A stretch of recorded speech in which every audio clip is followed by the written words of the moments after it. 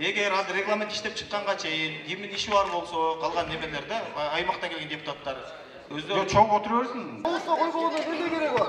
Hatta bu айтып кетти. Өткөндө таныштыруу атеминде айтпаңыздар. Буга чейин каттайбыз деп турабы? Каттабадыңыздар. Ош шаардык кеңешинин кезектеги сессиясында Кызыл Кыштак жана Түлөйкөн айылдык кеңешинин депутаттары шаардык кеңешке кошулду. Алардын жалпы саны 117 болуп өзгөрдү. Сессияны баштоодо 91 депутат каттоодон өткөн. Регламентти бекитүү алдында сунуштар берилип, түшүнбөстүктөр жаралды. Указ менен гана бүгүнкү күндө указ бизди жөнгө салуучу маселе. Указда ушинтип жазылып турат. Демек, жергиликтүү регламентти кабыл алгандан кийин сиздин кандай сунуштарыңыз боло турган болсо, кандай иш-аракеттер жүргүзө турган болсоңуздар, ал жалпы жыйында чечиле турган маселе. Бүгүн регламент жок. Регламентти биринчи кабыл алайлы, андан кийин сунушту бериңиз. Күн тартибин кабыл алуудан мурун аймактардан кошулган депутаттар жыйындан чыгып кетишти. Алардын айрымдары тең укуктуу экендиктерин айтып наразы болду.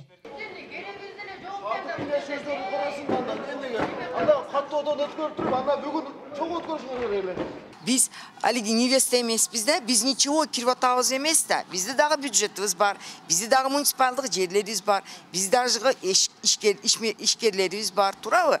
Ошого, я думаю, без приданого невеста болуп кирип атабыз да шаарга. Поэтому бизди дагы ошондой тең укуктуубуз деп ойлойм. Шаардык кеңештин мурдагы 45 депутаты күн тартибинде жазылган маселелерди бекитип, алдыңкыларын колдоп беришти. Мындан улам сессияны улантуунун мыйзамдуулугу талаш жаратты. Мындан сырткары колдоого алынган токтомдор канчалык мыйзамдуу, эч ким так жооп бере алган жок. Мыйзамдуулугун прокуратура айтса жакшы болот. Кийин бар прокуратура өзү көзөмөлдөйт да. Жанагы президент указы менен бекитилген убактылуу жолдо так дана көрсөтүлүп атат. Жанагы кайра каттоо юстиция органында катталат депчи. Буларды юстиция кабыл регистрациядан өткөрөт. Өткөргөндөн кийин анан булар толук добуш берүүгө бардык нерсе укуктуу болот деп сиздердин өзүңүздөр ушинтип айтпадыбы, туурабы?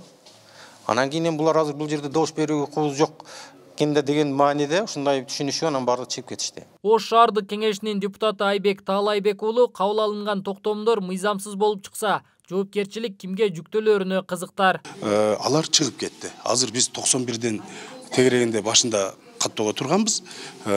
Азыр 35 депутат калдык. Менин айтканым, эртеңки күнү биздин караган бүгүнкү маселелердин бардыгы мыйзамсыз деп табылып калса, жоопкерчиликти ким алат? Жоопкерчиликти ким алат? Ушундай болуп атат.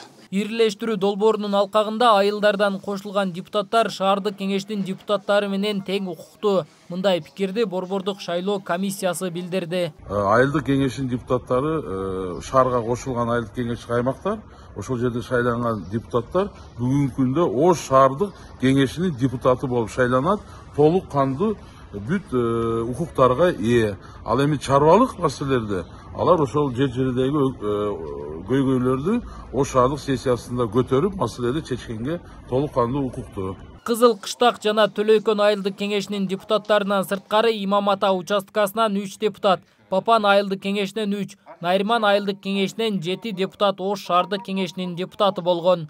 Нургелди Каныбек уулу, Алишер Муса Жалил уулу, Тмедиа, Ош шаары.